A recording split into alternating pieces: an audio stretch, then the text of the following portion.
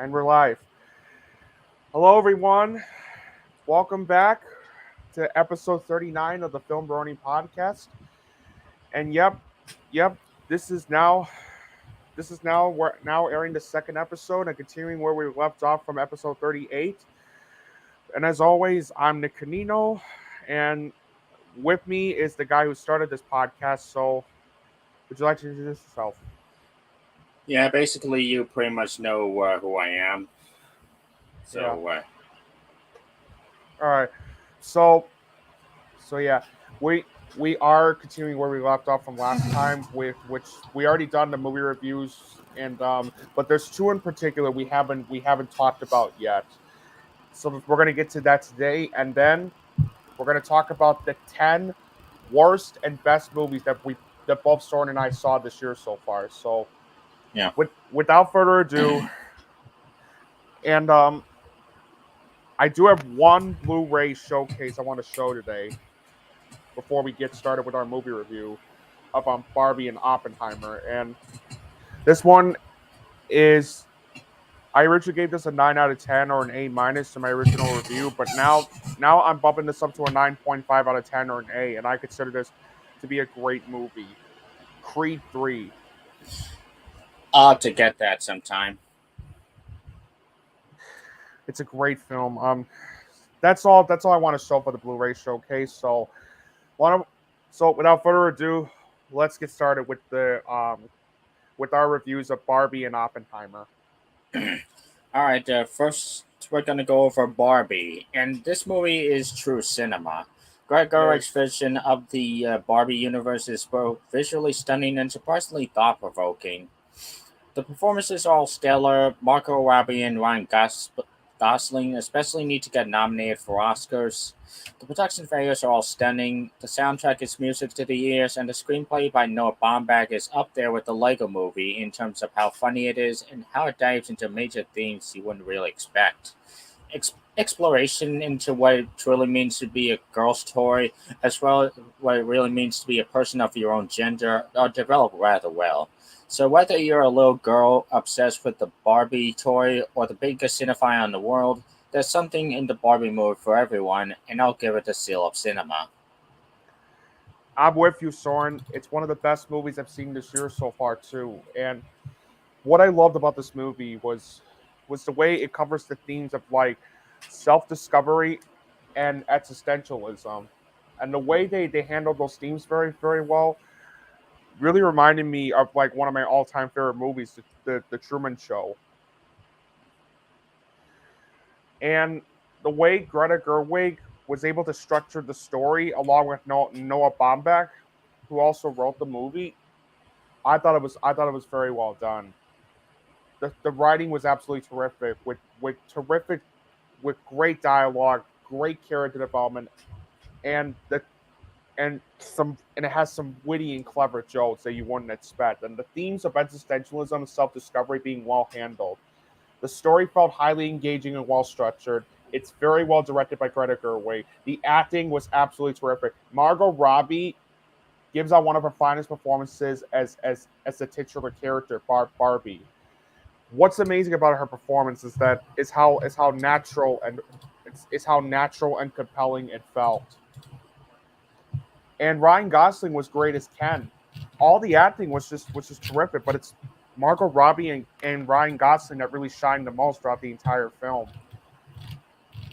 The soundtrack was great. The cinematography was fantastic. It's very well edited, very well paced. The jokes, it has some really clever jokes throughout the entire film, including this one crazy moment towards the third act, which I'm not going to give away what happens, but if you've seen the movie, you know what I'm talking about. And like I said, the themes of like self-discovery and existentialism were very well handled. And what I also loved about this movie is that it's also a movie it's also a movie that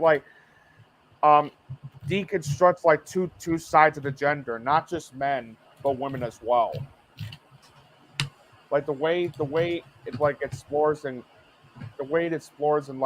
criticizes both genders. Like it's like a good old fashioned sexism, and that's what good old fashioned sexism, and that's what I really loved about this movie.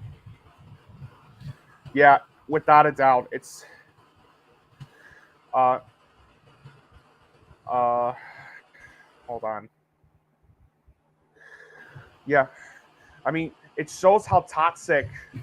When I say that the film like criticizes both sides of the gender, I mean it criticizes both sides and how some some people, regardless of what gender they are, can be toxic, and that's what I really loved about the way it was handled. This is without a doubt one of the best movies I've seen this year. And one last thing, the production values were spectacular. How this movie delves into how the production design team were able to structure a movie that looks like you're actually in Barbie Land while also looking like this type of doll set. That is something I've never seen before, and I have to give a huge applause to like the production design team for that. If this is not nominated for best production design at next year's Oscars, I'm gonna riot. Yeah, yeah, I'm going that far. I don't care. Um, this movie was wonderful. It was funny. It was funny, entertaining. It was funny, entertaining, exhilarating, and without a doubt, it's one of the best films I've seen this year. And I'm definitely going to give Barbie a 10 out of 10 or an A plus. Well done, Greta Gerwig, and to everybody involved. Well done.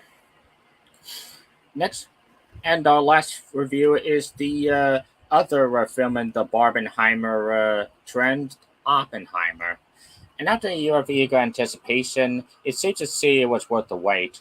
Christopher Nolan's vision shines through both his Oscar-worthy direction and terrific screenplay as he showcases the rise and fall of a scientist who contributed to the creation of the most powerful weapon in history, only to be haunted by both his creation and his past. The cinematography and production values are all top-notch, and the visual effects and the explosive visuals alone are worth the big screen experience. I also found myself lost in the dialogue and compelled by the huge cast. Cillian Murphy and Robert Downey Jr. especially deserve awards consideration. After watching this movie, it's safe to say that Nolan truly has become cinema, the destroyer of mediocrity. I couldn't recommend this movie enough, and I'll give it the seal of cinema as well.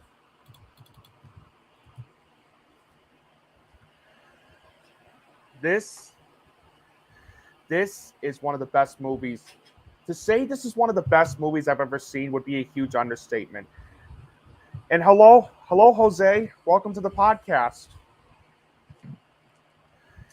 Anyway, to say that Oppenheimer is one of the most extraordinary films I've ever seen would be a huge understatement. This is one of the most powerful, compelling, riveting, exhilarating, and extraordinary films I have ever seen in my life. From scene one all the way through the end of the film, I was riveted by by how amazing the dialogue felt, how how how well written the screenplay was, how well directed it was. It was just all around just a fantastic movie. There is so much I really loved about this movie, from how highly engaging and well structured it felt to its well written screenplay. It's terrific directing by Christopher Nolan, to its amazing acting from everybody involved, including Cillian Murphy and Robert Downey Jr., who absolutely deserve Oscar consideration for their performances. To like Emily Blunt, Florence Pugh, and Matt Damon, who are all terrific in this movie. All the acting is just spectacular. There was not one bad performance I spotted throughout the entire film. The score was fantastic. The cinematography is breathtaking, to say the least. In terms of the way its visuals, in terms of its visuals and the way it was presented, this is the best looking movie that I have seen in 2023 so far. The editing was terrific. It's very well paced throughout. And I heard, and if you're worried about its 3 hour runtime, don't be, because this is one of those movies where not only did it deserve to be 3 hours in order to tell an engaging story on Oppenheimer really is, other than being the thought of the atomic bomb, but exploring a well detailed theme of like who he is, like what are the good sides and what are the flaws, and like what did he accomplish, and what are his flaws that we don't know about. And to me, the it's to me that's what I loved about the runtime. That's why it worked as a 3 hour film for me. And for a movie that's like 3 hours, it only felt like 2.5 hours for me. It only felt like 2.5 hours. Um, the production values and costume design are absolutely spectacular. The visuals are great. The visuals are spectacular. Um, the use of practical effects was absolutely fantastic, and on top of that, it contains my favorite ending I've ever seen in a movie this entire year so far. And that atomic bomb scene, like that bomb scene, oh boy, oh boy, wow. Um, I've seen a lot of great movies this year.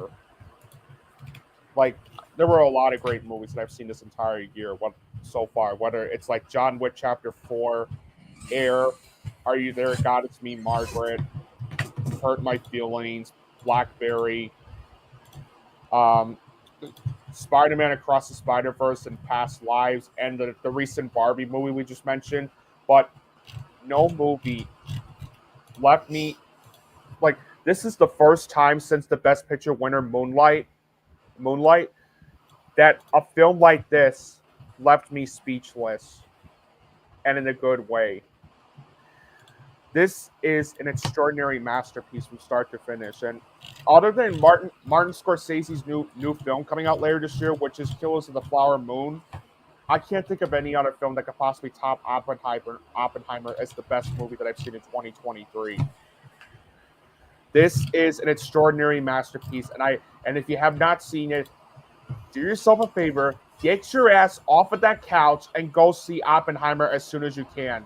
It is one of the most extraordinary films I've ever seen, and it's easily deserving of a very enthusiastic 10, 10, 10.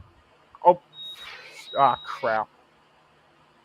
I just butchered it. I just butchered it, but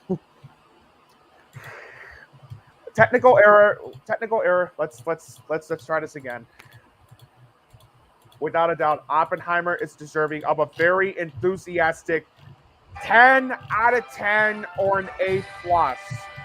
Nolan, well done, sir.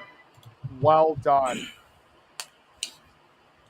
All right, with that out of the way, let's go over to the main event. Yep, you guys have been waiting for this, and now it's time. Our top 10 worst and best movies that we both saw this year so far. Now, I want to get a couple rules out of the way first before we reveal our dishonorable mentions and our dishonorable and honorable mentions.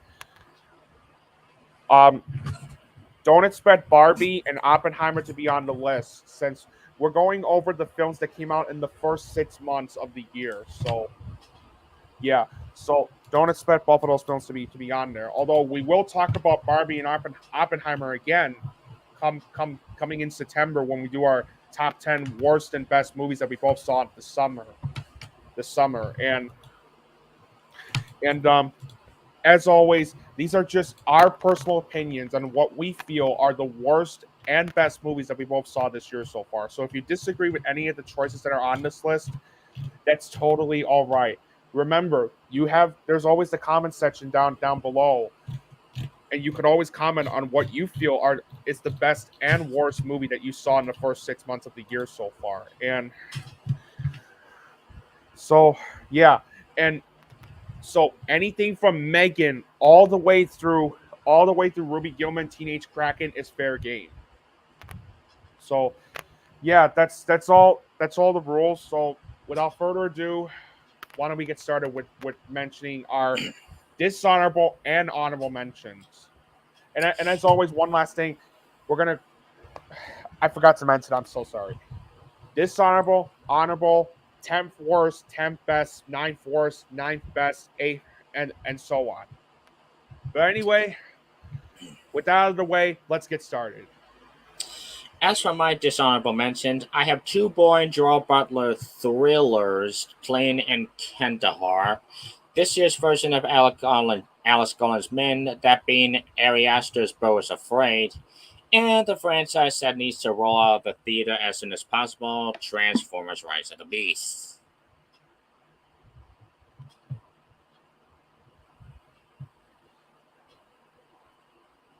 As for my dishonorable mentions, let me look this.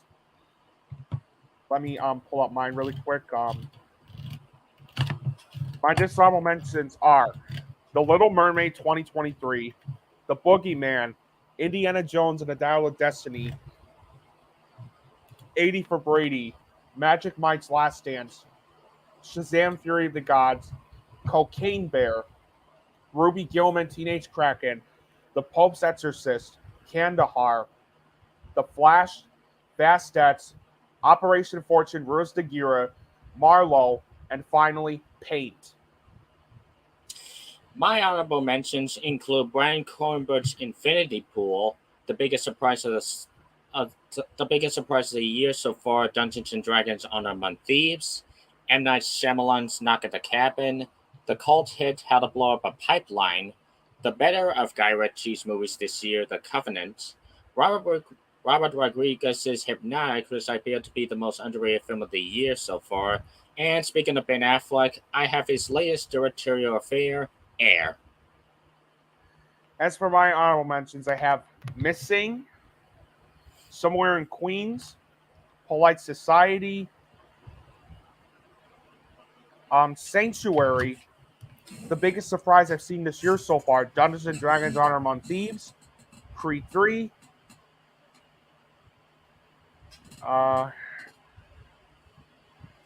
sorry, let me pull this up real quick. Aha, there we go. Crap, I forgot the other two. Sorry, guys. Let me just look this up really quick. Okay, there we go. And fine, okay. It's not easy, given what I've been through. Finally, the last two, Guardians of the Galaxy Volume 3, and the very last one that almost made number 10, Brandon Cronenberg's Infinity Pool. And Metal Man fan, no, we're not talking about the Rennie Harlan, The Covenant. We're talking about the Guy Ritchie film. Right, exactly. Also, welcome to the podcast, dude. All right, with that out of the way, on to the top 10. So quiet up and listen down. Wait, scratch that, reverse it.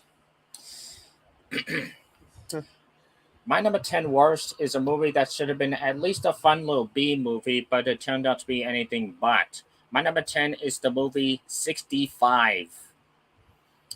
Oh my god.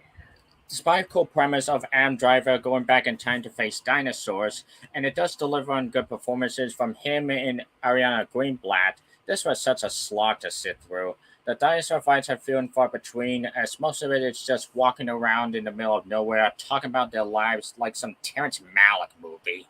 And originally I thought the CGI was okay, but after seeing HD pics online afterwards, yeah, they're not that great upon retrospect.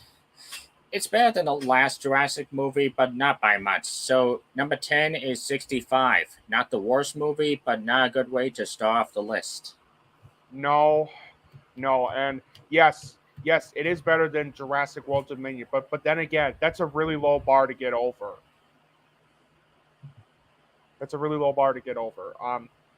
My number 10 is, Søren mentioned this in his dishonorable mentions, and it's Transformers Rise of the Beast. You know, after I saw Bumblebee and how much that film surprised the hell out of me, it did get me curious to see what was to come for this franchise in the near future. And when I saw the trailer for Rise of the Beast popped up 4.5 years later, it actually didn't look too bad. It looked like it would be a fun and decent movie that could eventually get the Transformers movies back on track, and I thought it was going to capture the success of what made Bumblebee work. Unfortunately,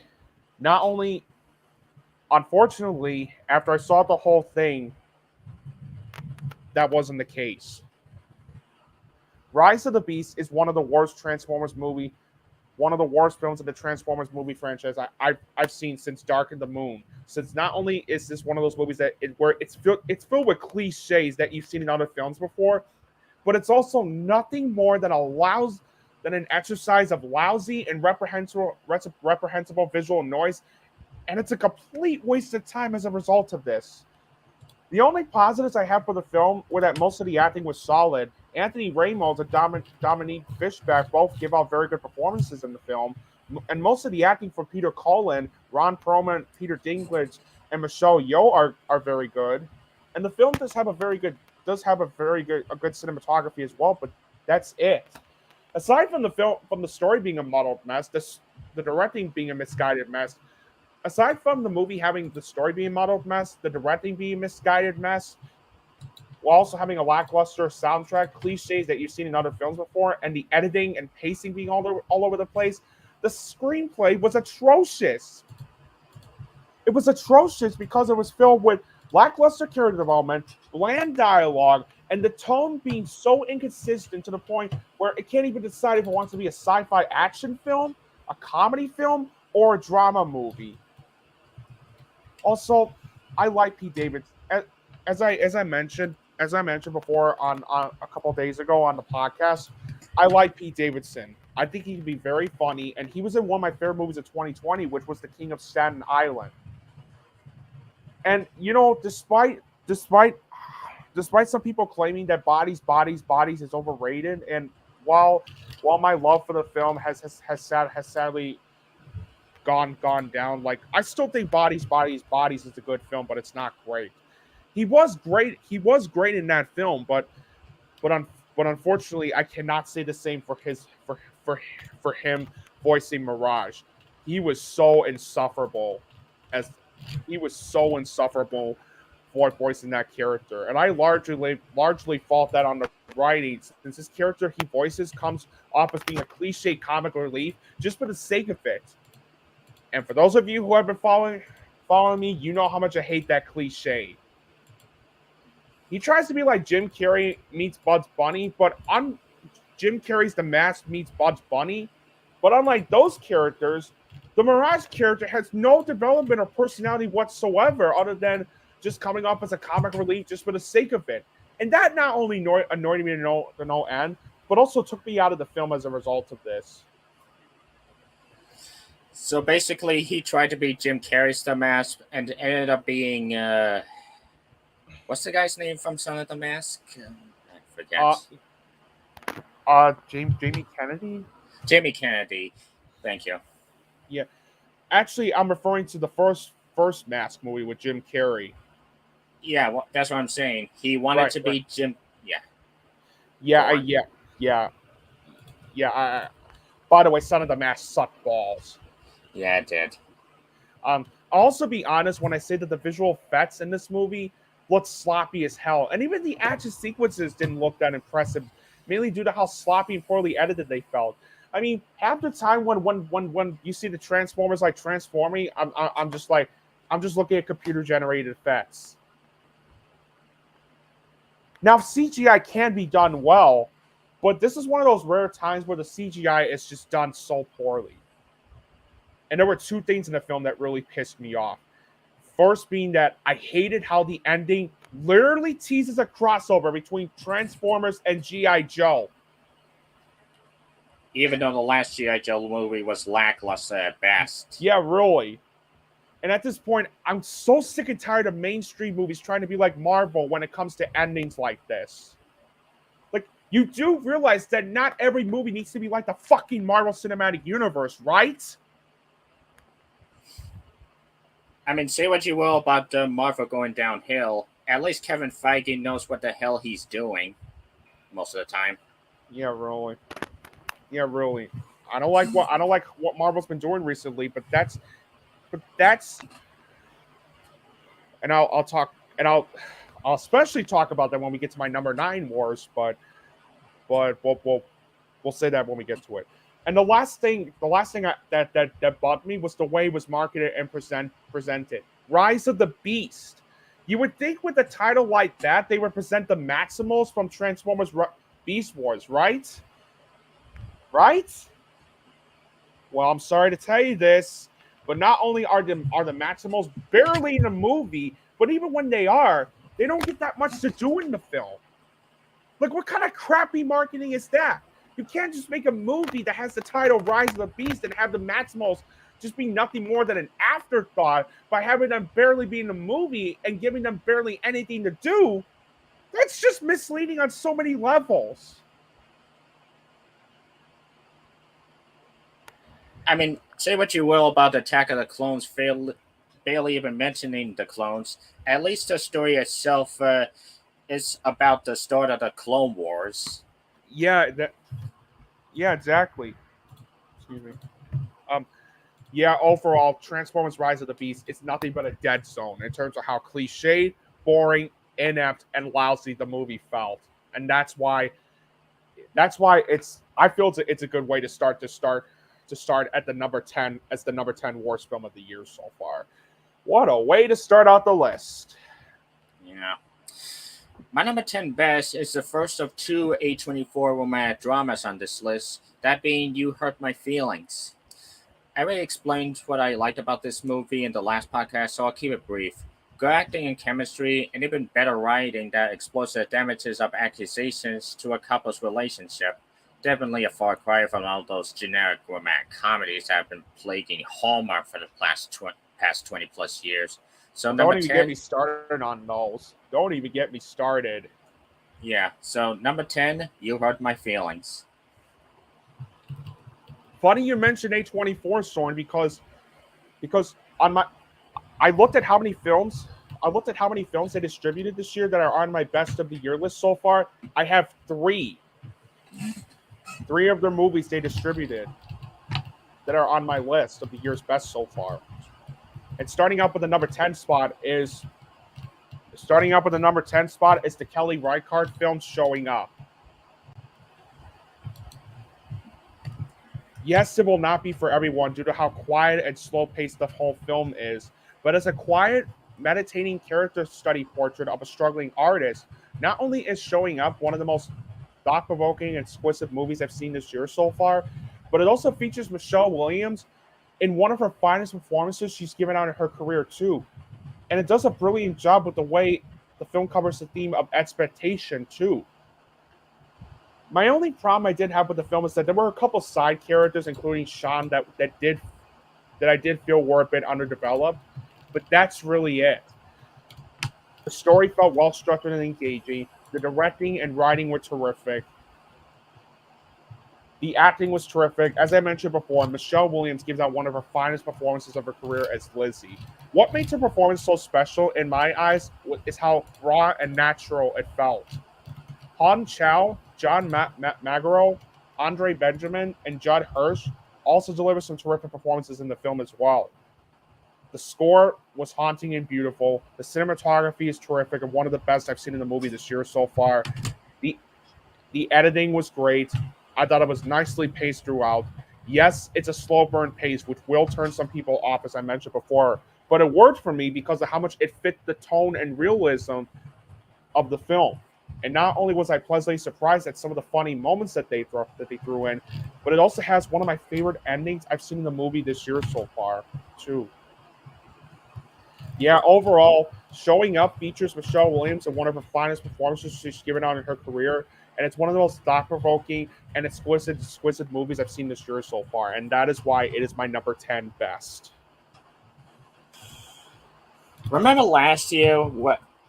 Remember last year, which had Liam Neeson starring both a bad movie and a good movie? Well, he's not so lucky this year, as he only starred in a bad one and a boring one at that. My number 9 worst is Marlowe. I haven't Oh, seen God. I haven't seen the original movie with Humphrey Bogart, but I bet he's just tossing and turning in his grave at the very idea of this movie's existence. While it's apparent that director Neil Jordan and the cast are trying, ultimately it's the script that bogs it down. And it's both too cliche to consider over far better detective movies, especially from back in the day, and too boring to even get through. Like, I couldn't tell you the plot if you held a gun to my head. Hence, Liam Neeson's Marlowe is yet another stain in his career, and my number 9 worst. All right.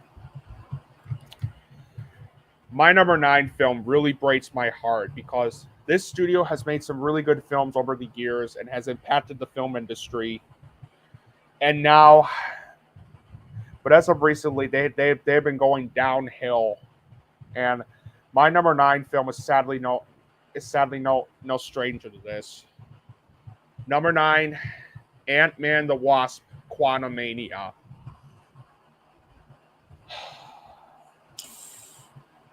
Well, I do like this movie. I do agree that it is really flawed, especially compared to their much better movies. I'm glad you enjoyed it, Søren, but I can't see myself watching this again.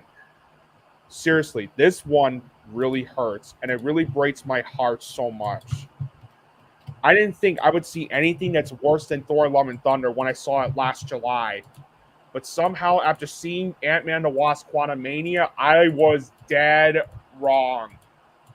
Dead wrong. Ant-Man the Wasp: Quantumania is one of the lousiest and most reprehensible movies I've seen this year so far. Since this is one of those movies where it tested my patience with how annoying, idiotic, boring, and downright ugly the whole thing looked. I guess the only redeeming things I found in the film were that there are some good performances by Paul Rudd, Michelle Pfeiffer, Michael Douglas, and Jonathan Majors, who, by the way, the latter is easily the best thing about the film as Kang the Conqueror. I'm just glad that he's been proved innocent, so he can play Kang again in the next Avengers movie. Oh, same here. This Christoph Betz's score was good. And Bill Pope's cinematography was great as well, but that's sadly the only things in the film that I liked. Aside from the story, directing, editing, and pacing being all over the place, Jeff Loveness's screenplay is one of the worst of the year so far. And that's mainly due to it having really bland dialogue, a very inconsistent tone where it can't even decide if it wanted to be a superhero movie, a comedy movie, or a drama movie, and the character development being so poorly executed, including the villain Kang the Conqueror. Now, that's not to pick on the actor Jonathan Majors. As I mentioned before, he was very good in the film, and he's easily the best thing about the film. The problem with his character, though, and I fault that on the writing, as I stated before. My biggest problem I have with his villain is that they try to make him menacing, yet there's no build up to his character other than he's just a cliched villain you've seen in other films before.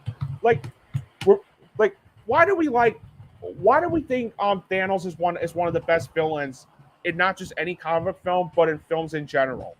Because the way they set up Thanos felt intriguing and you hated what he does in Avengers Infinity War, and yet it kept you invested on what's going to happen next. That's why the character of Thanos worked. And hey, Christian, welcome to the podcast. And I really like the Mario film. I loved Oppenheimer and Guardians 3. I still got to see Dead Reckoning Part 1. Yeah, Oppenheimer and Guardians 3 I loved. While I didn't like the Mario movie, I do appreciate some aspects about it, and certainly better than that live-action movie. Mission Impossible I haven't seen, but we'll talk about it in the next podcast. Oh, absolutely. Even the action sequences weren't all that exciting, since there's no tension to these sequences whatsoever. I also hated the comedy I also hated the comedy in this movie since all of it feels annoying and just juvenile, especially when it feels like a 5-year-old wrote this movie. And not only are the film's post-credit scenes absolutely preposterous, but the biggest but the biggest fatal flaw I have with the film are the CGI effects. I thought Thor: Love and Thunder had some of the worst CGI effects I've seen in a Marvel Cinematic Universe movie. But now that I saw Ant-Man: The Wasp: Quantumania and the way the movie's CGI effects were executed, I have no regrets when I say that Ant-Man: The Wasp: Quantumania, in my opinion, has the absolute worst CGI visual effects I've ever seen in any of the Marvel Cinematic Universe movies. Not only did most of them look embarrassingly sloppy, but some of them looked unfinished, including especially with the way that they design on Modak. They designed Modak. Like, look at this. Look at this. Look at this thing. I mean, he looks like a Humpty Dumpty fought Mr. Electric from Shark Boy and Lava Girl. Mr. Electric sent into the principal's office and have him expelled. Humpty Dumpty sat on the wall. Humpty Dumpty had a great fall. But the heroes in Marvel just sat there and giggled while the rotten egg has laid there and wiggled. Can we all just agree that the Patton Oswalt MODOK series looks way better than that? Yeah, really. I agree.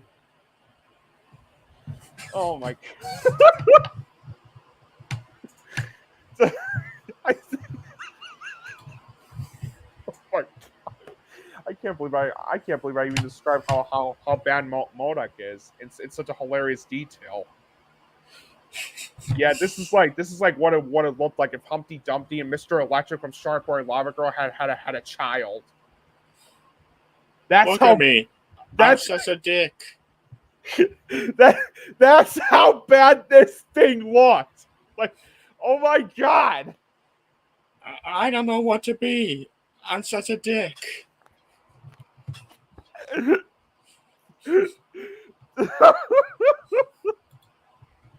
Oh my god, I'm having fun already.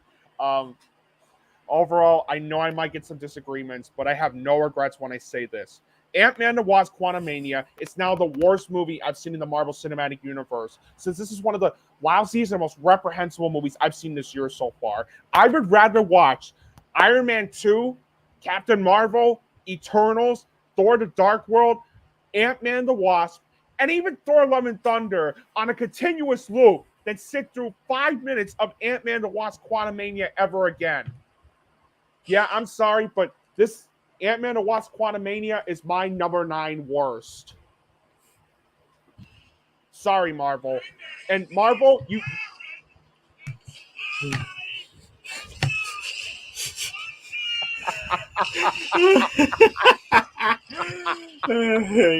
I can't resist.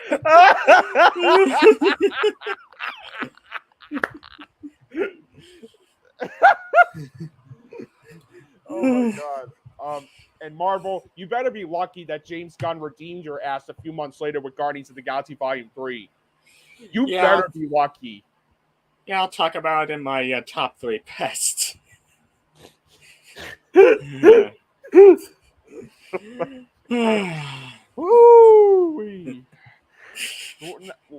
We're already 39. We're like almost 39 minutes into the podcast, and already this is like turning into a laugh riot so far.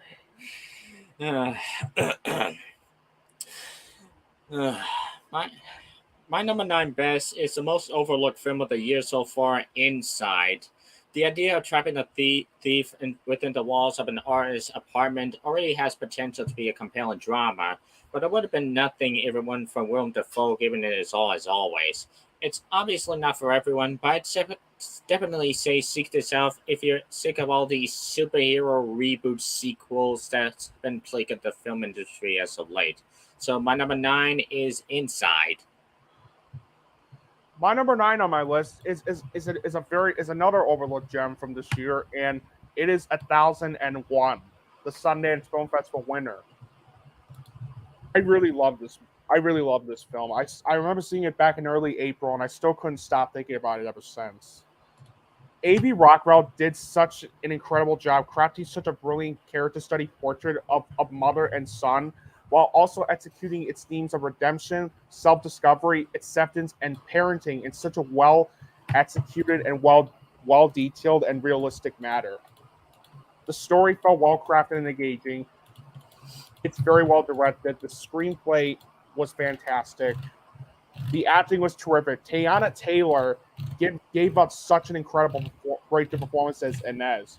Not only does the way she acts as that character, not only is does the way she acts as that character come off as being absolutely fantastic, but what makes her character unique, and this also ties into Teyana Taylor's performance, is that even though you can't stand what she does in some parts of the film, you do see why she ended up being like this as the film progresses, and you could tell that her heart is in the right place when it came to her son Terry.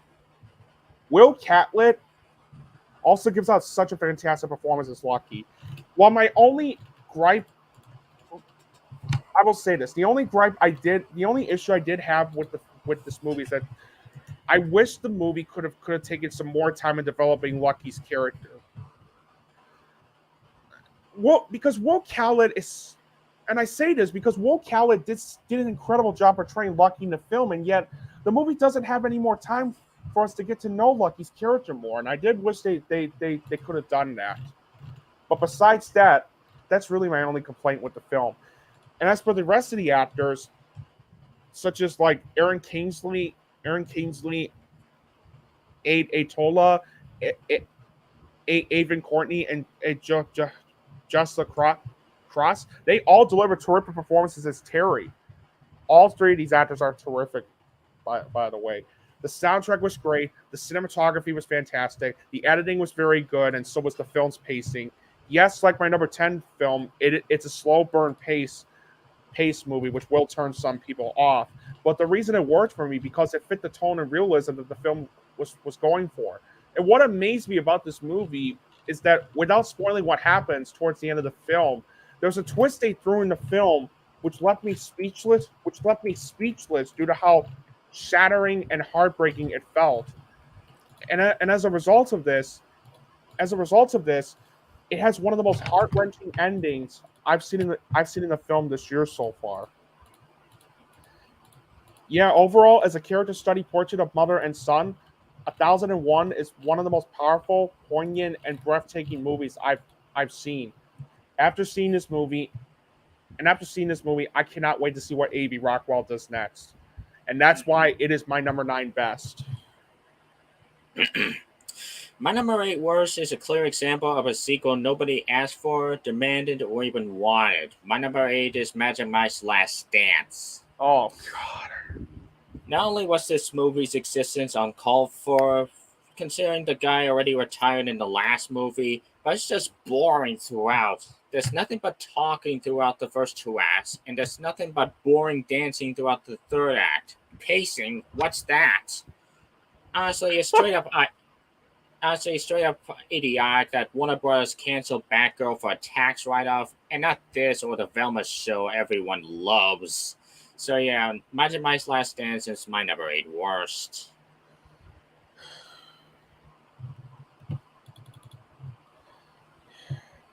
And we all know who to thank for that.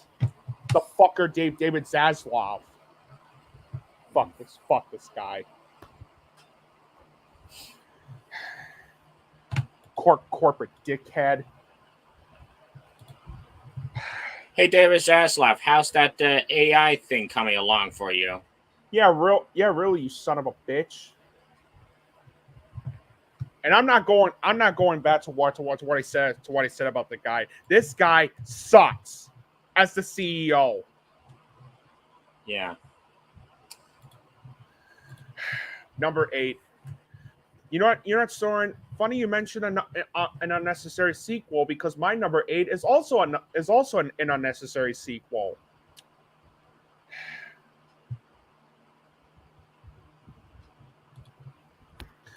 I'm not going to be around the bush with this one. Number 8 is Book Club: The Next Chapter. Oh. Seriously, who the hell asked for this? I saw the first Book Club movie back in 2018, and to say that I couldn't stand that movie would be a huge understatement. Like, why the hell would you set up a story where the 4 old ladies have their lives changed, become horny, and invent a sex pact to fuck a bunch of old guys after reading the infamous 50 Shades of Grey book? That is so idiotic and fucked up on so many levels. Yeah, I couldn't stand that movie, but because the film made over $100 million worldwide under its $14 million budget, it was only a matter of time before a sequel to the first Book Club movie was about to happen. And after seeing Book Club: The Next Chapter, I'm not kidding when I say that not only is this worse than the first film, but this is one of the most boring, predictable, awkward, meandering, and embarrassingly idiotic movies I've seen this year so far. This is one of those movies where you can't help but feel like it was just made just for these actresses to take a vacation to Italy. And like I stated on the podcast a couple days ago, it wouldn't be this bad if the story was engaging, but it's not. And unlike 80 for Brady, where it tried to like develop its message on like how you only get one chance in life, and you should at least like try to enjoy it, and you should at least spend it on whatever you have.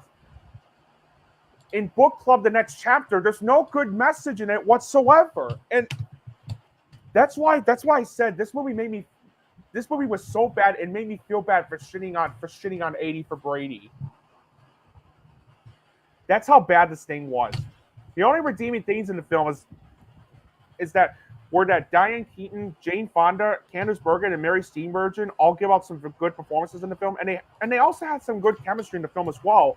And the cinematography is very good too, but that's it.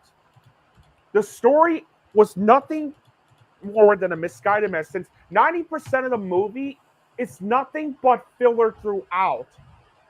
And aside from the film having terrible directing, wasting the talents of Craig T. Nelson, Andy Garcia, and Don Johnson, the soundtrack being an obnoxious mess, the editing being a muddled mess, and the pacing being a sluggish mess, the screenplay is absolutely atrocious, terrible, since it features some terrible dialogue, characters that feel paper thin and one-dimensional, and the tone being so inconsistent to the point where it can't even decide if it wanted to be a romance film, a comedy movie, or a drama film at all. And worst of all, there were jokes they throw in this movie that came off as being cringeworthy, including this one scene where Diane Keaton's character puts on this mask and says, "Very Christian Grey."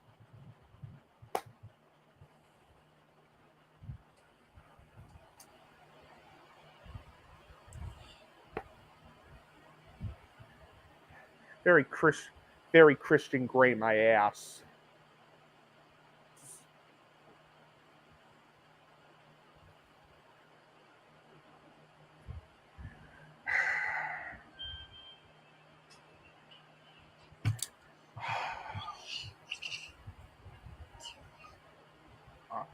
And how about this for a laugh, where they reference the famous "You Can't Handle the Truth" line taken from the 1992 Rob Reiner classic "A Few Good Men." How's that for a laugh? Yeah, because the movie thinks it's so clever at throwing in pop culture references, thinking that it would be funny when it's not. Hey, I have a reference for you.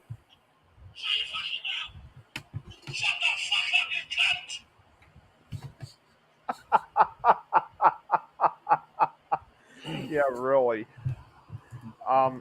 But do you know what I feel is what was the worst joke in the film? It takes place during one scene where the 4 old ladies see a police officer moments after their car breaks down, and they had the audacity to make a joke where they mistake the police officer as a fucking stripper.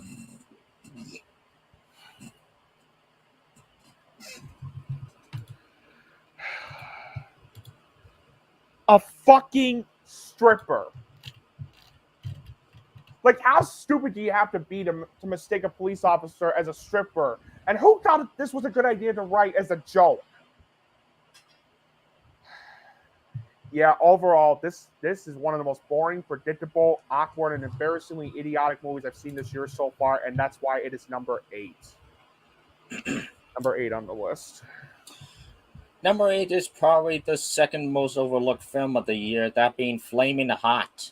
Regardless of the controversy surrounding the accuracy to real life, this was a well-acted, well-paced, and well-directed rags to riches tale about how a man overcame all odds to give us one of the most famous snacks in recent memory. Flamin' Hot is one of the most uniquely executed biopics in recent memory, and my number 8 best.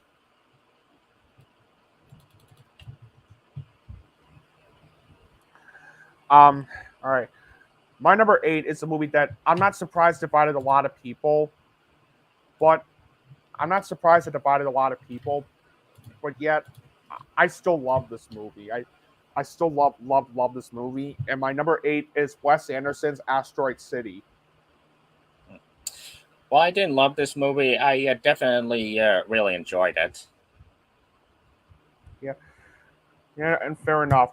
If you're not a fan of Wes Anderson, you will not like this movie. But if you're a huge Wes Anderson fan and like his style of humor, then you will like this one. And to me, I thought it was hilarious, highly engaging, and mesmerizing.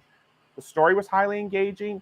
Wes Anderson's directing was terrific, and so was the screenplay in regards to the quirky monotone characters, quirky dialogue, and the quirky offbeat tone that Wes Anderson is known for doing in his movies. It's well acted.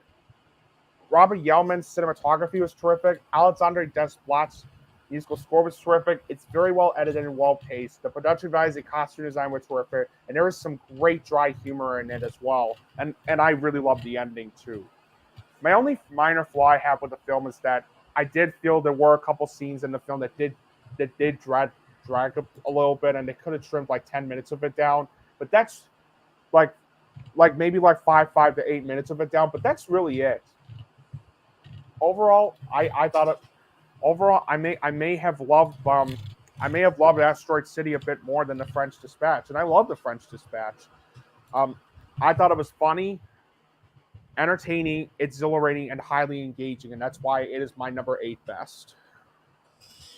My number 7 awards is a movie that I just rented on the other day, Robbie Gilman, Teenage Plagiarist.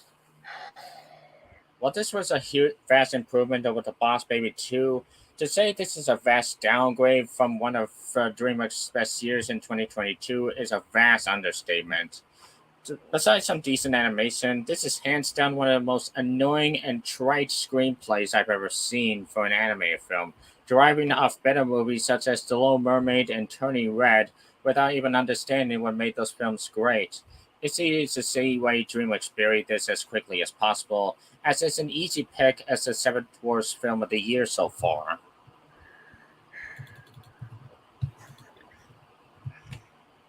Number 7 on the list is if you remember our podcast 2 days ago, you will know that this particular film is Søren and I's biggest disagreement so far. Number 7. I'm not saying a word. Yeah, sorry, Søren, but number 7 is Hypnotic. I really wish I would have skipped out on this one because Hypnotic is one of the most boring, cliched, and inconsistent movies I've seen this year so far. This is one of those movies where, yes, it had some potential given its concept, but it also thinks it's so clever at being a mix of Taken, Memento, and Inception, when in reality, it's really ripping off those movies rather than being inspired by it. And it becomes nothing more than just a flat-out missed opportunity and a waste of time as a result of this. Alex Braga, Will Fichtner, and Jackie Earle Haley's good performances, and the good cinematography were the only redeeming things I found in the film. Everything else was terrible. The story's a misguided mess. Robert Rodriguez's directing was a muddled mess. The screenplay was terrible. The rest of the acting was terrible. I was very disappointed and baffled with the way Ben Affleck in this movie, since he looked like he was sleepwalking throughout the entire film. And aside from the film having a repetitive musical score, terrible editing and pacing, sloppy visual effects, cliches that you've seen in other films before, and a very weak and underwhelming ending, there's not a lot of action sequences in Hypnotic. And even when there is, they unfortunately didn't look that impressive due to how not only weakly choreographed and poorly directed and poorly edited they were, but how there's not a lot of tension going on in those sequences at all. Yeah, I really did not like this one at all, and that's why Hypnotic is number 7 on the list. I don't have that much else to say.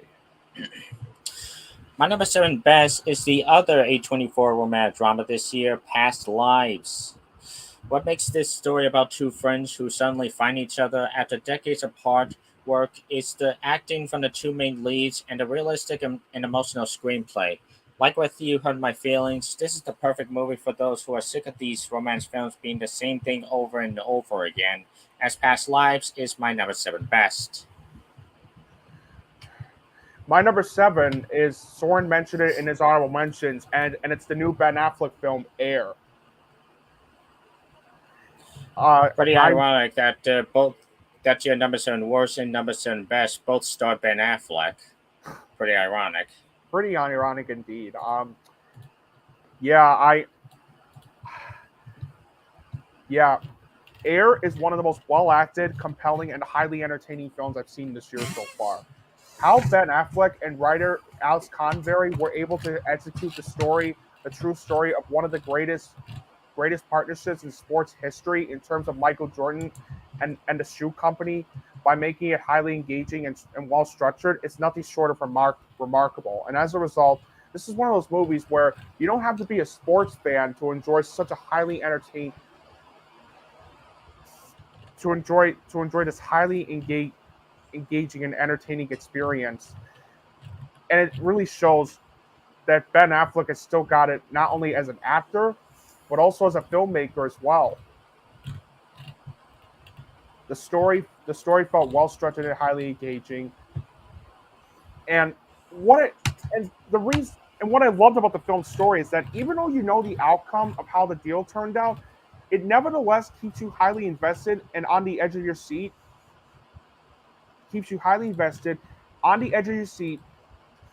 and on the edge of your seat, wondering what's going to happen next. The screenplay by Alex Convery is one of the year's best so far, since it contains such riveting and natural dialogue, as well as some bits of great humor in it as too. And it honestly surprises me that this is the first time he's written a movie, but man, does he have a bright future ahead of him. Ben Affleck's directing was fantastic. It's the way he directed the actors in the film, as well as guiding us through that timeline, is nothing short of amazing. The acting, especially from Matt Damon, Ben Affleck, Jason Bateman, Marlon Wayans, Messina, Messina. I'm sorry if I mispronounced the last name. Chris Tucker and Viola Davis was terrific. The soundtrack was incredible. Robert Richardson's cinematography was terrific. The editing was excellent. It's very well paced throughout, and I was very surprised at how funny the film was as well. Because when it came to the humor in this movie, it felt witty and clever. The film also has some brilliant production values and costume designs, where it feels like you're back in the 1980s, where the film setting takes place in, and the ending was absolutely terrific. Overall, Air is one of the most well-acted, compelling, and highly entertaining films I've seen this year so far, and that's why it is number 7 on the list. My number 6 worst is yet another generic Netflix action film, The Mother. I'll just sum it up here since I just talked about it. Good acting, good potential, but a bland and boring execution. Simply put, it's my number 6. Well, that was quick. My number 6, Soren mentioned the word romantic, and my number 6 is a romantic comedy, and it's one of the worst I've seen in my entire life. Love Again. Oh my god. Love Again is one of the worst romantic comedies I've seen in my entire life, and one of the most idiotic and embarrassingly reprehensible films I've ever seen.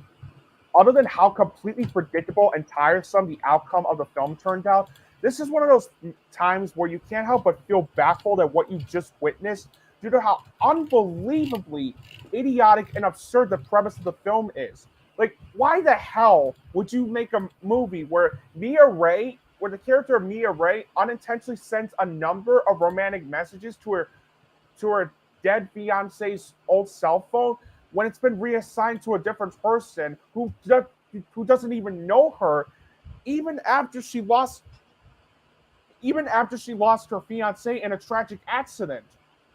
That's beyond fucked up, if I'm being honest.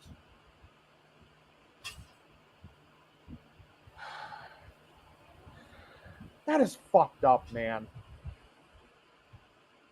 The only redeeming things in the film is that, aside from good cinematography, Celine Dion and Nick Jonas both give out good performances. Nick Jonas only has a brief cameo appearance, and yet how ironic that he's the best thing in the film. They also spoiled it in the trailer, by the way, but you already get the picture. Otherwise, you have a story that comes across as being very predictable and idiotic, a messy directing and terrible screenplay. The rest of the acting was terrible.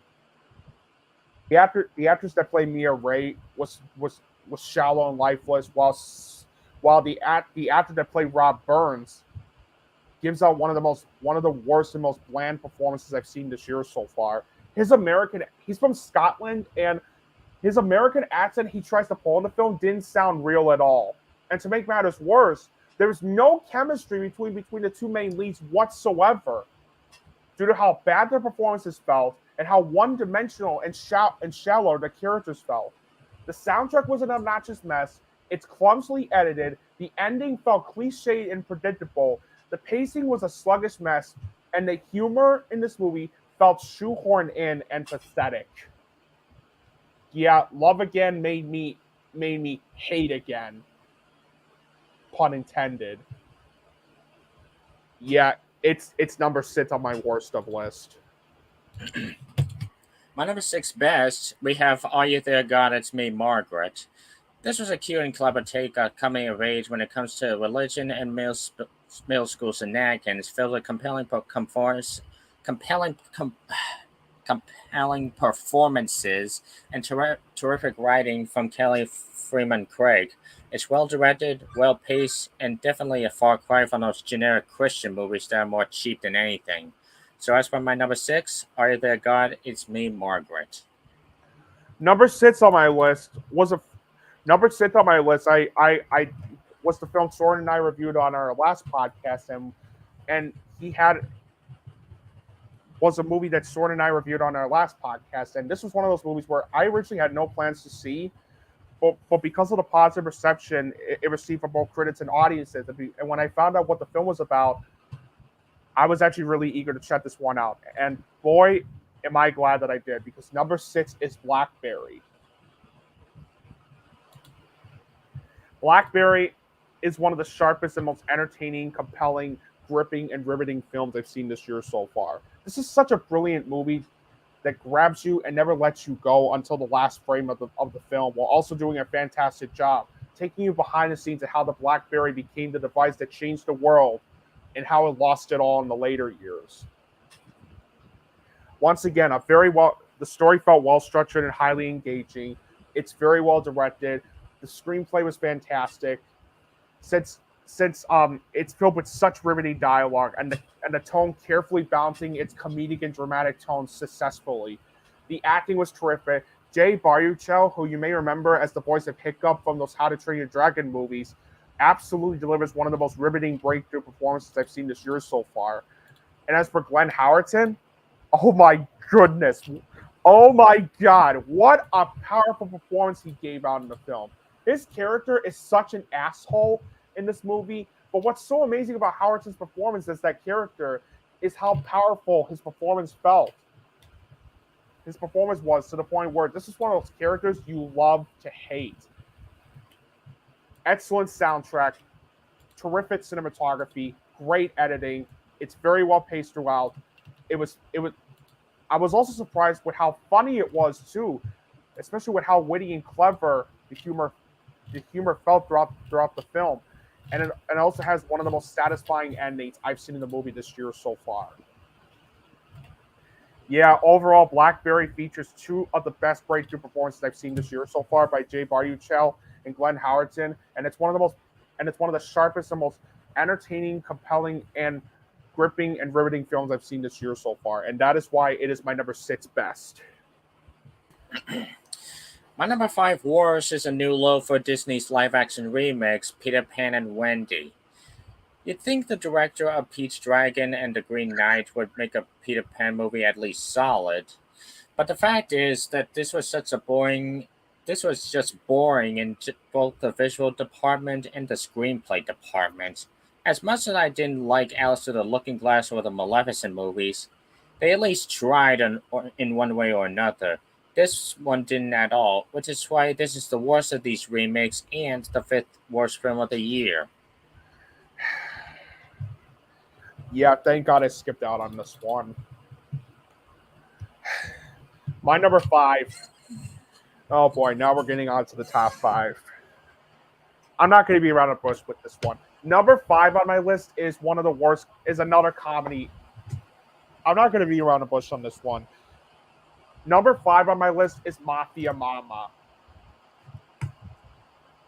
The film starring Toni Collette and Monica Bellucci.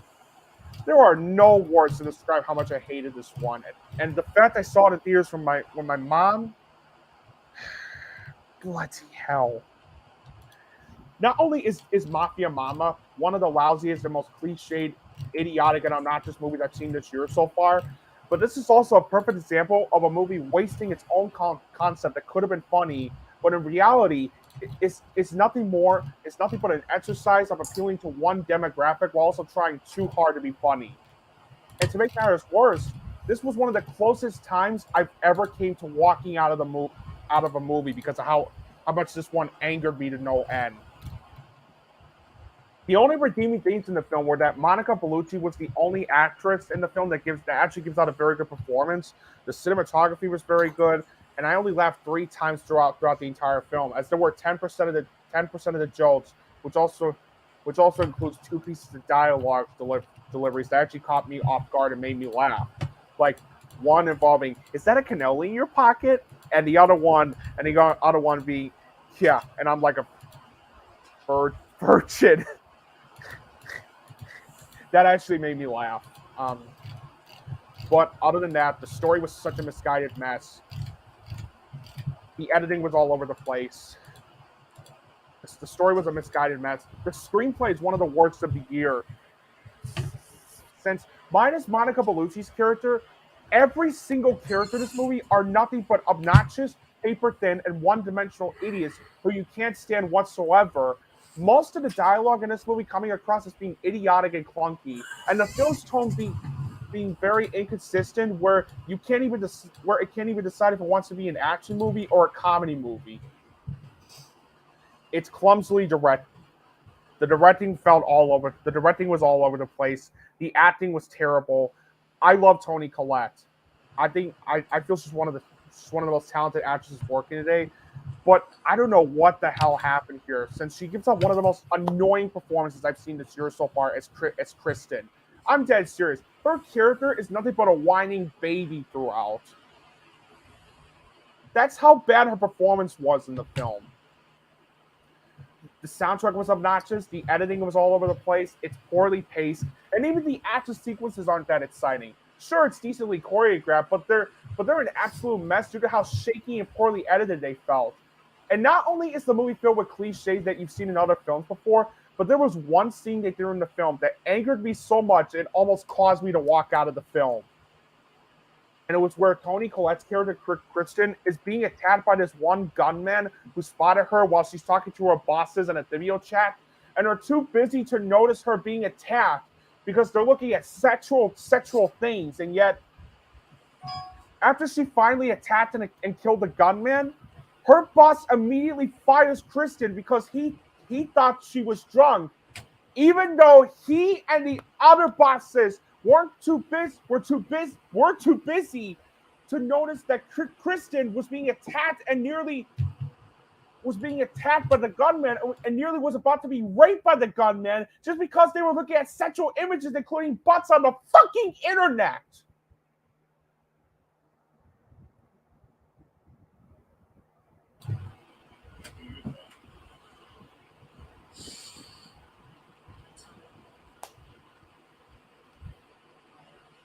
I seriously want to know what the writers were thinking when they thought of writing and cooking up that scene, because not only did it...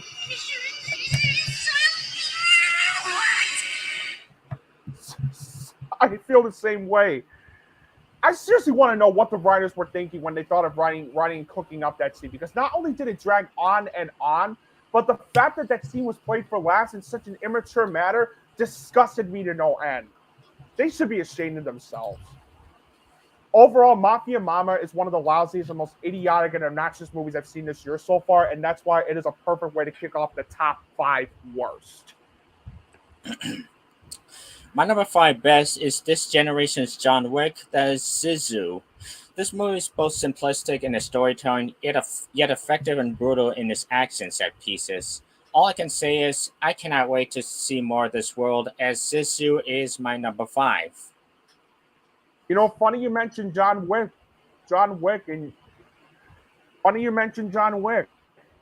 because John Wick Chapter 4 is my number 5 best. Pretty ironic. Yeah, really.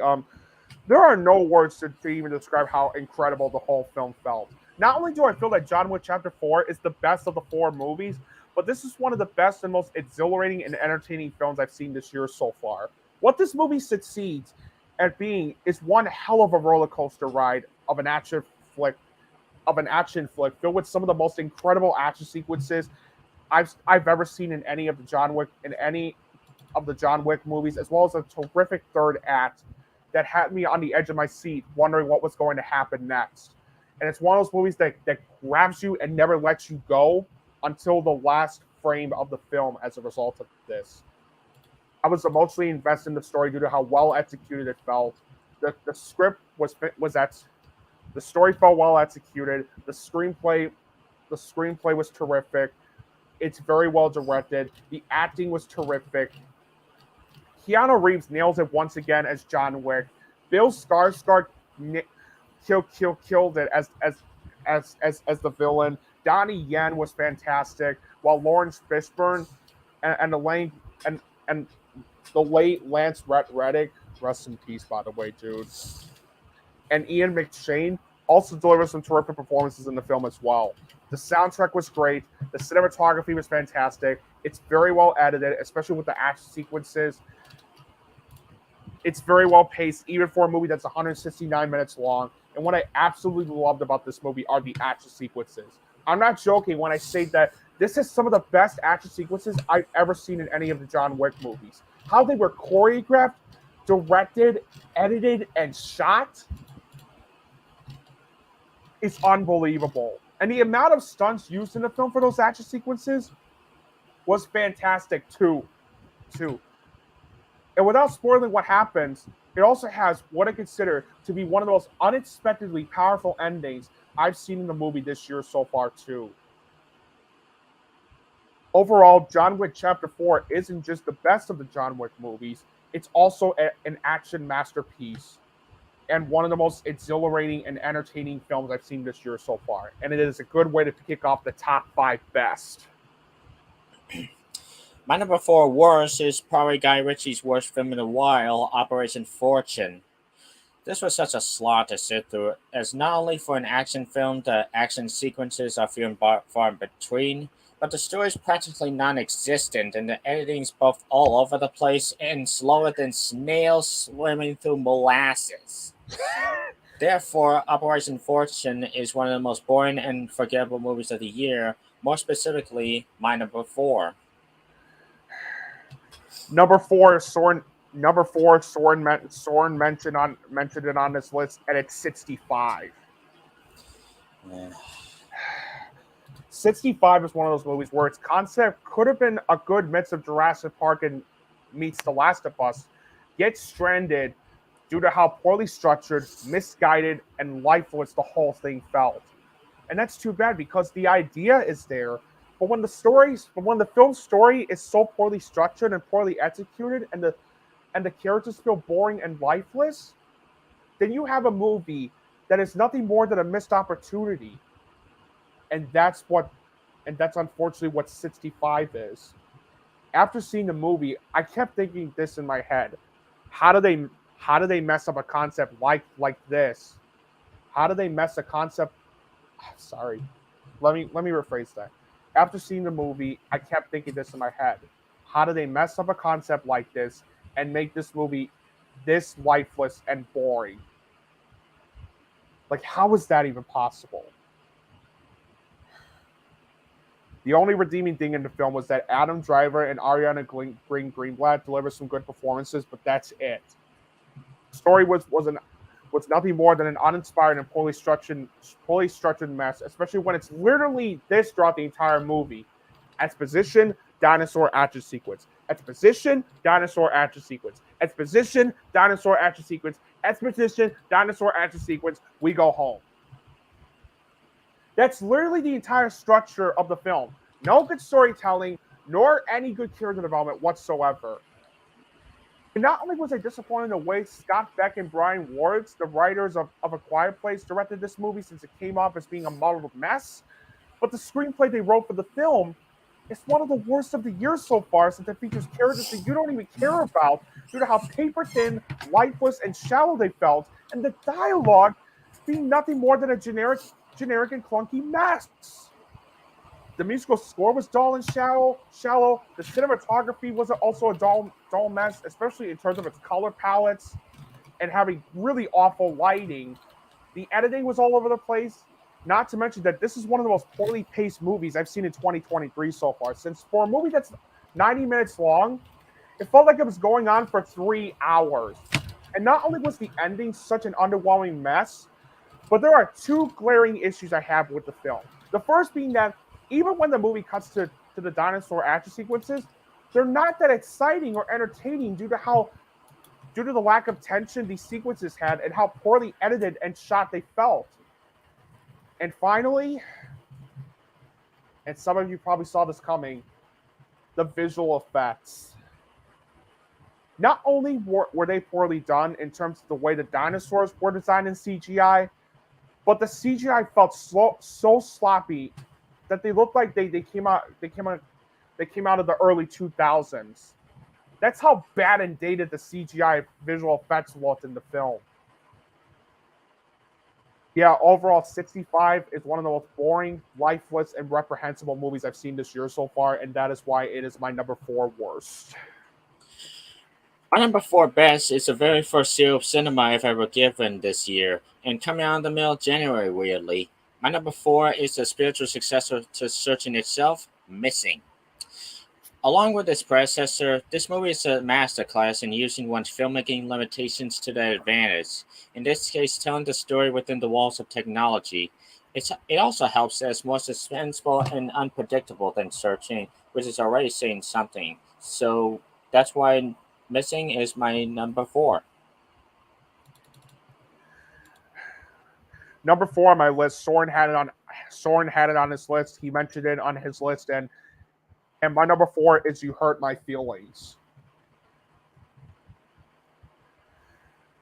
Not only is it one of the funniest and most honest and entertaining movies I've seen this entire year so far, but what makes this film so special is how the writer and director of this movie did such an incredible job crafting the themes of honesty and white lies between relationships in a realistic and well-detailed manner, since it explores on how complicated relationships can be, how people sometimes go too far with the way people jump to conclusions on others, all because of something they hear out of context. They hear that's either out of context or accusations or lies, and how people express their feelings on some piece of media in a sincere and honest way without hurting one's feelings. And that is something I really love throughout the entire film. The story felt highly engaging and well structured. The screenplay was fantastic. It's very well directed. The acting was terrific. Julia Louis-Dreyfus gives out one of her very best performances of her career as Beth. The way she performs that character felt compelling and natural. Tobias Menzies also delivers one of the best performances I've seen this year so far as Don, since, like Julia Louis-Dreyfus with Beth, his performance also felt natural and compelling. And all the other actors, including Michaela Watkins, Owen Teague, and David Cross, all give out terrific performances in the film as well. The musical score was excellent. The cinematography is fantastic. The editing was great. The pacing was very good. Yes, it is a slow burn pace, but it works for me because it fits the tone and realism that the film is trying to go for. And when I say that the film is funny, I mean it because the humor in this movie felt witty and clever, especially since there were some line deliveries as well as some scenes shown in the film that had me laughing hysterically. And the ending is one of my favorites I've seen in the movie this year so far, too. Overall, You Hurt My Feelings is one of the funniest and most entertaining and honest films I've seen this year so far. And after seeing this movie, I cannot wait to see what the director of the film does next. First, enough said, and now this film. Yeah, You Hurt My Feelings is my number 4 best. My number 3 worst is a movie that I pretty much forgot about, but it even came out. That being Bruce Willis' Swan Song, Assassin. Oh, jeez. I didn't know what to expect for my first DVD Bruce Willis movie, but even then I was severely disappointed. It's nothing more than if the Asylum whipped off the movie Possessor and made it one of the dullest and cheapest looking movies I've seen in a while. Overall, it's safe to say Bruce Willis' career has ended not with a bang, but with a whimper, and that alone earns Assassin the number 3 worst spot.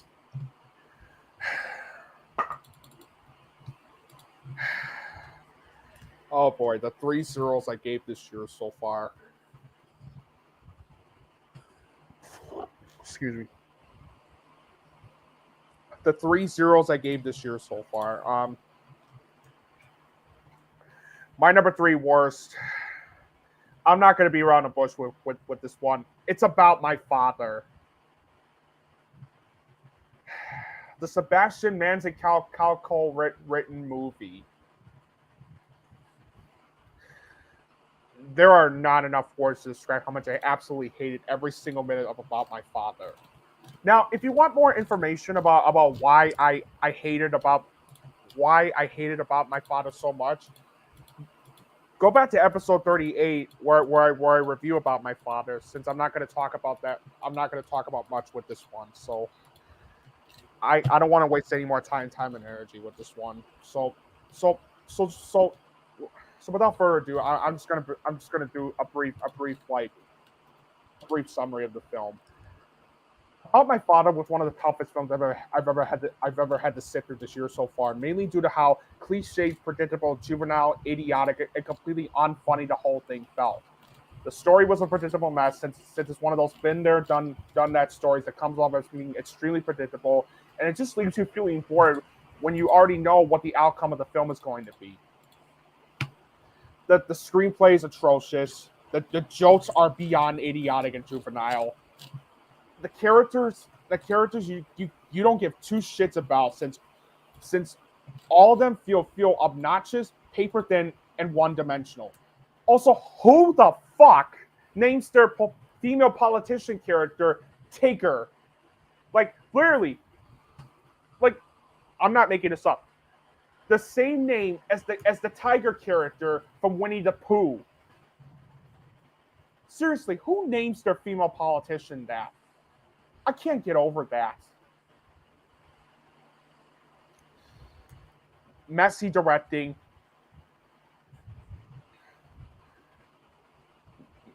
I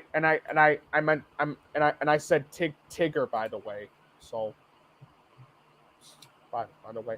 Messy directing, terrible acting, especially from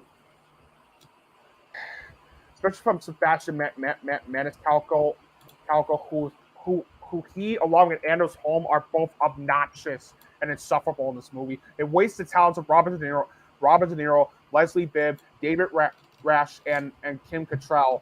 Both the cinematography and editing are atrocious as they look like made-for-TV garbage. The pacing was a sluggish mess, and the ending was so goddamn predictable, as well as sappy and corny to the point where you can't help but wonder if you're really watching a movie that came from the Hallmark Channel. And the jokes, oh my god. I'm not going to go into too deep with these jokes since I already ranted on them, so I'm just going to make it brief. The jokes involve, I'm going to say this, the peacock joke fucking angered me to no end. The one running gag involving the peacock angered me to no end. Like, what were they thinking? Overall, About My Father is one of the most cynical, juvenile, idiotic, and downright predictable comedy films I've ever seen in my entire life. It's a movie that's filled with cliches that you've seen in other films before. It has no heart whatsoever.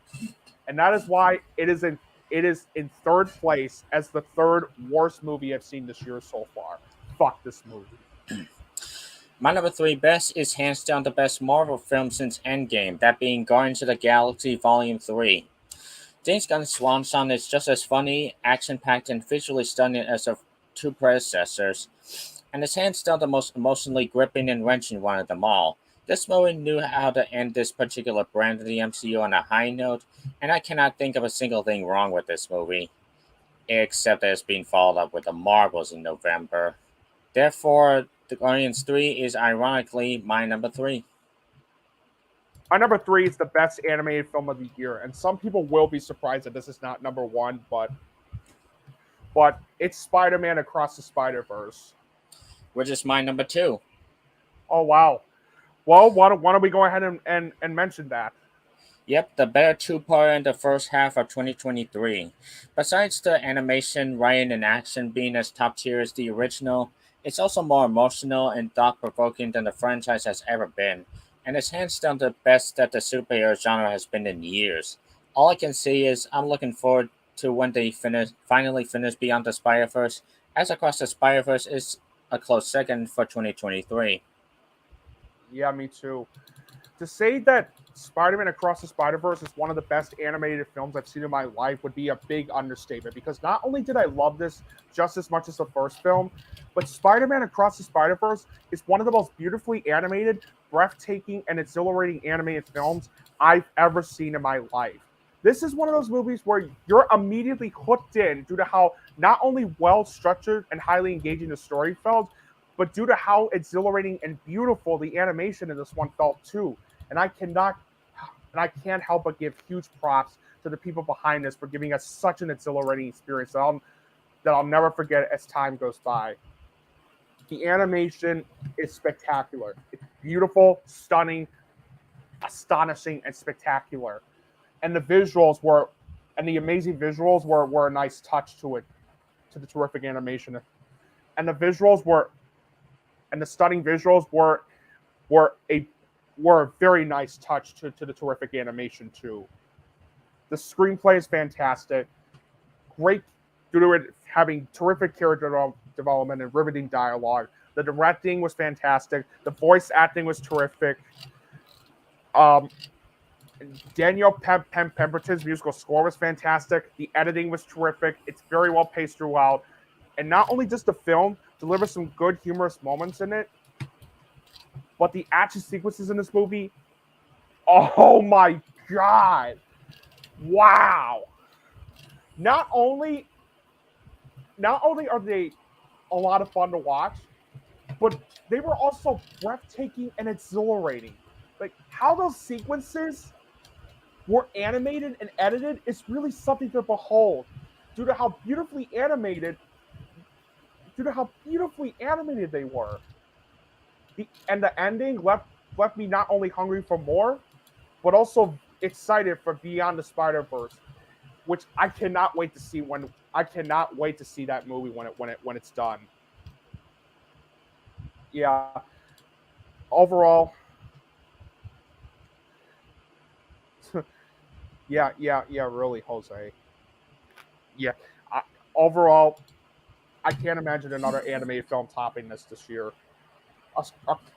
Spider-Man Across the Spider-Verse is one of the most beautifully animated, breathtaking, and exhilarating animated films I've ever seen in my life, and that is why it is my number 3. best film of the year and Søren's number 2 best of the year. My number 2 worst is hands down the most overrated movie of the year, Cocaine Bear. This movie turned a true story that was barely worth mentioning on a page of the newspaper and turned it into a shitty slasher comedy filled with the blandest and most annoying characters, as well as some of the most non-existent physics and comedic timing imaginable, and some of the worst CGI effects too. And the worst thing is, this is only the second worst Kill a Bear movie to come out in February, and I'll get to it in a little bit. But right now, Cocaine Bear is the second worst film of the year so far. Number 2 on. Oh boy, now we're really getting down to the. Now we're really getting down to like the films that really stunk and are nothing but films that Satan from hell would put on. Number 2 on my list is one of the worst remakes and reboots I've ever seen in my life. House Party 2023. Yeah, another movie that David Zaslav apparently preferred over Batgirl. Fuck you, dude. Yeah. House Party 2023 is one of the worst remakes and reboots I've ever seen, and definitely one of the worst comedies I've ever seen in general, too. It's a movie that clearly has no idea who it's even for or what it wants to be, and it's nothing but a huge waste of time as a result of this. There was nothing redeeming in this movie whatsoever, other than this one scene that did make me chuckle, where one of the party goers accidentally falls into the cracked tile of the floor, and another party goer says, "Now you know he dead." That was actually pretty funny. Other than that, the story was all over the place, and the sad thing is that it wasn't even that bad at first when it was about the 2 main characters, Kevin and Damon, wanting to throw a house party at LeBron James' mansion, until you realize that the movie all of a sudden abandons its plot involving a house party in the 3rd act, and instead focuses on this subplot where Kevin, Damon, and Kid Cudi, yes, that rapper Kid Cudi, go to an adult Illuminati to find LeBron James' stolen ring. And not only did it feel out of place, but you also can't help but realize that this movie all of a sudden forgot it was even about a house party. Like, what kind of shit is that? And when we do see the Illuminati, it looked like something from a deleted scene that was not good enough to show in either Babylon, Damien Chazelle's Babylon, I should add, or the 50 Shades movies. Worst of all, you can't help but feel like this movie was basically an excuse for LeBron James to inflate his ego and show off his own mansion, as well as call his friends to come and be in the film as a result of this, especially with how many cameos are thrown in the film. Whether it's rappers like Kid Cudi, Lil Wayne, Gatta, Snoop Dogg, Juvenile, Hit Boy, or sports figures like Tristan Thompson, Odell Beckham Jr., Anthony Davis. Yeah, did I mention that the film was produced by LeBron James? Yeah, I did. Which is another reason why it sucked. Not to mention, the screenplay is atrocious due to it having terrible dialogue, characters that come across as being beyond unlikable, shallow, and poorly developed, especially the main characters named Kevin and Damon. You see, what made the original House Party work with its character development was that the characters, including the main characters played by Kid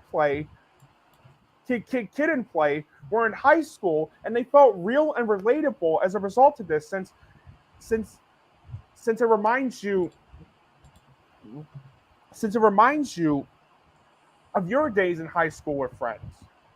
But when you have the main characters in the remake and reboot, Kevin and Damon, be grown-ass adults who want to throw a party despite the fact that they're getting fired from their jobs and they're this unlikable, that's not relatable. That's just bad character writing, since Kevin and Damon in this movie are unlikable just for the sake of it. And I feel bad for the two actors playing them. And I feel bad for the two actors playing them. They're both played by Jacob Lattimore and Tossin Cole. Since they tried their best in the film, but the material they were given to is horrible. Aside from that, the rest of the characters in this movie aren't any better either. You don't give a rat's ass about any of the other characters since the rest of them feel obnoxious, shallow, and unlikable as well. Another reason why the screenplay is atrocious is because nearly every single joke in the movie could be described in these following words: juvenile, idiotic, and reprehensible. Aside from having idiotic one-liners as well as overusing its crass, gross out jokes, it also features some shoehorn in. Excuse me. It also features some shoehorn in political jokes involving the Black Lives Matter movement and Donald Trump.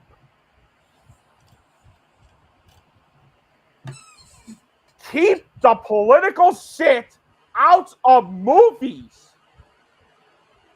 unless it's necessary.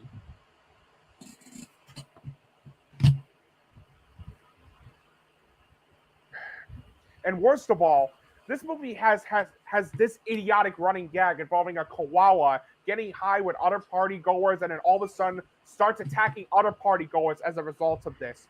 And although the koala in this film is really a fake replica and not the real thing, the special effects use on that thing looked absolutely atrocious.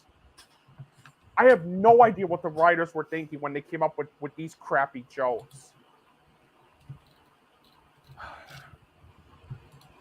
The soundtrack was terrible.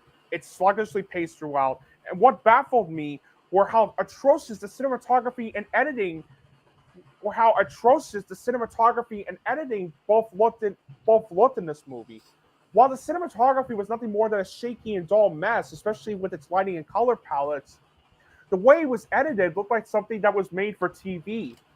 It wasn't until I found out, thanks to Søren, by the way, that this movie was originally going to go straight to streaming on HBO, on what was originally called HBO Max before they changed into Max, before Warner Brothers decided to dump this in theaters at the last minute. Which might as well explain why the cinematography and editing were atrocious.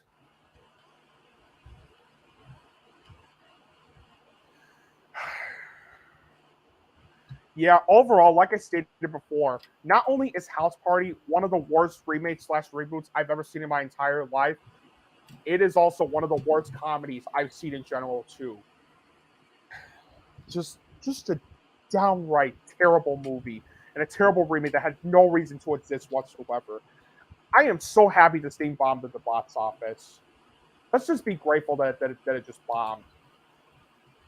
We don't need another film like this, so to cut to the chase, House Party 2023 is my number 2 worst film of the year. I really wish it was number 1, but there was one film that came out 4 months later that managed to be even worse. And we'll get to that when we get to that. But for right now, let's talk about my number 2 best film of the year. My number 2 best film of the year was a movie that was originally going to be my number 1 when I first saw it back in late April until another film took the number 1 spot. But I still think it's one of the finest films of the year. I still think it's one of the very best movies I've seen this year so far. And it's Are You There, God? It's Me, Margaret.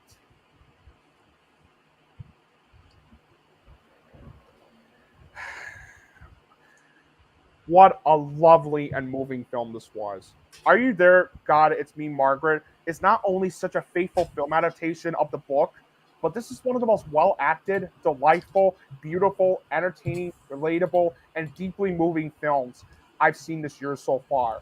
Not only does the movie do such a fantastic job staying faithful to the book it's based on, but this is one of those movies where the way it executed the scenes involving popularity, puberty, and religion not only felt realistic, but also very relatable. And for anybody in real life whether you're a boy or a girl, whoever had to face those situations like Margaret did in the film, you will be able to relate to this as well, just like I did watching the whole thing. The story felt well structured and highly engaging. The script was fantastic, and it's a very well directed film. The acting was absolutely terrific. Abby Ryder Forston, who you may remember as Cassie from the first two Ant-Man movies, what gives out such a riveting breakthrough performance as Margaret. And that's mainly due to how natural and compelling her performance felt. Kathy Bates delivers one of the best supporting performances I've seen this year so far as Sylvia. Rachel McAdams was fantastic as Barbara, while Benny Safdie and Al Graham also delivered some excellent performances in the film as well. The soundtrack was fantastic. The cinematography was terrific. The editing was great. It's very well paced throughout. The film's production values and costume design were terrific since it feels like you're back in the early 1970s where the film's timeline takes place in. The film also has some terrific humor in it. And not only did the themes of popularity, puberty, and family conflict feel well executed, relatable, and real, but when it came to the religious aspects that the film throws in, not once did it feel preachy. It felt genuine and real. And it also has one of the best endings I've seen in a movie this year so far too. Like I had a tear shedding down my eye with the way it ended.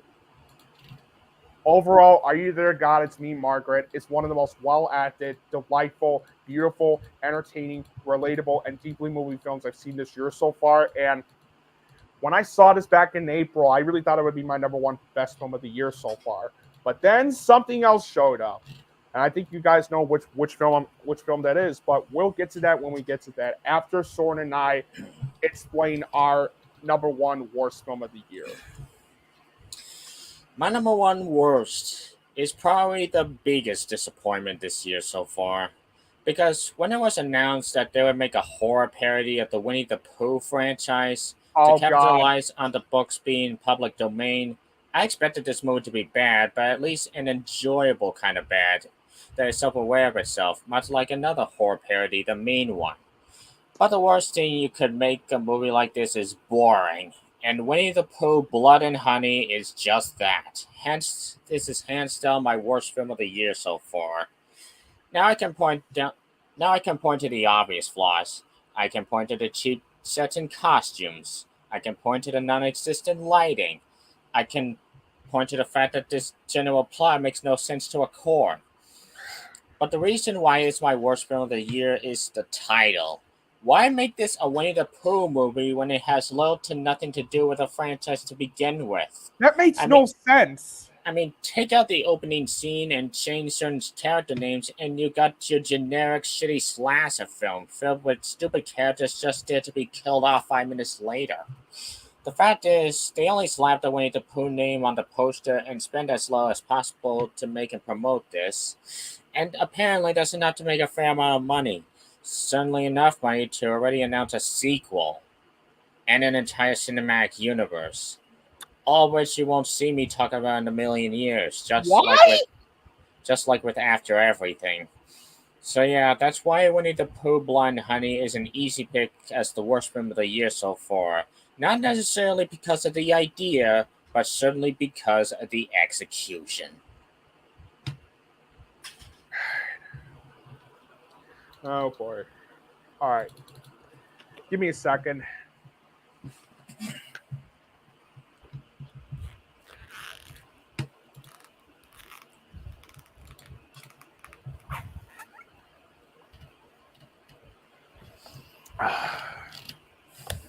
Boy, am I going to need that.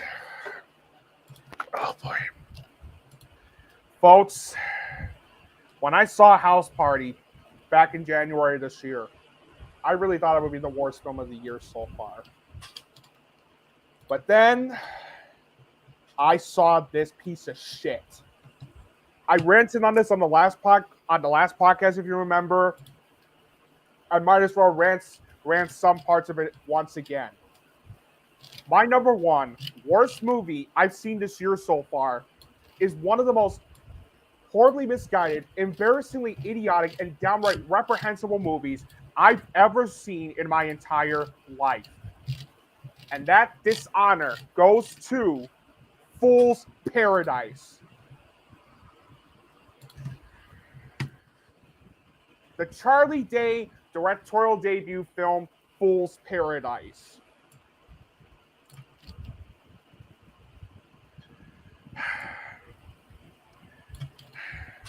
What's shocking, honestly, what's shocking about this film, other than the fact that it's the worst film I've seen this year so far, and how bad this one was, is that not only was this movie made in 2018, and yet sat on a shelf for 3 years before they went a week under reshoots in December 2021.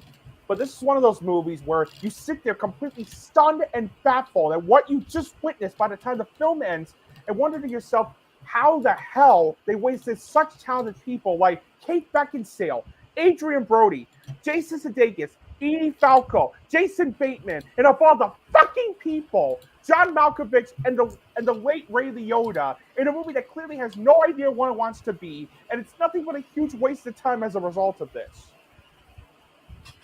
The story's a horribly misguided mess. It's clumsily directed. The writing is atrocious, since all the characters in this movie are nothing but one-dimensional idiots you don't give two shits about. The acting was atrocious. I already mentioned the actors they horribly wasted, but Ken Jeong was obnoxious in this movie as Lenny. He's supposed to be the publicist of Latte Pronto, but rather than just playing the character, it's just Ken Jeong being Ken Jeong for the umpteenth time. And if you thought Charlie Day's performance would be any better, no. His performance is both Latte Pronto and the method actor who refuses to come out of the trailer came across as being both shallow and wooden. Not to mention the jokes they throw in the film are not only lazy, but also just absolutely atrocious. Whether it's the shameless selfie joke where the doctor acts like a photographer, seriously, who the hell even does that? Just because he's a fan of Latte Pronto's work, the idiotic scene with John Malkovich that shadily rips off the classic film Network, or the lazy and idiotic fourth wall joke where they had the audacity to make the audience look stupid by throwing in subtitles in a scene where Ken Jeong's character Lenny is yelling at Charlie Day's character Latte Pronto because of the music being loud, even despite the fact he's still speaking English. The score is atrocious due to it mainly sounding like something you would find and download from a music library on the internet. It wasted good cinematography. The editing was all over the place. And not only was the ending underwhelming as hell and the pacing a sluggish mess, but this scene, this scene is the biggest reason why I chose this as the worst film of the year so far. There's this incredibly distasteful joke where early on in the film, we hear from the producer, played by Ray Liotta, about the passing of Sir Tom Bainsley after he accidentally killed himself while practicing a method acting technique of hanging himself. And yet, oh my God, is this joke horrendous? They brush it off. They brush this off like it's nothing, and they treat the actor that killed himself like he's a fucking idiot.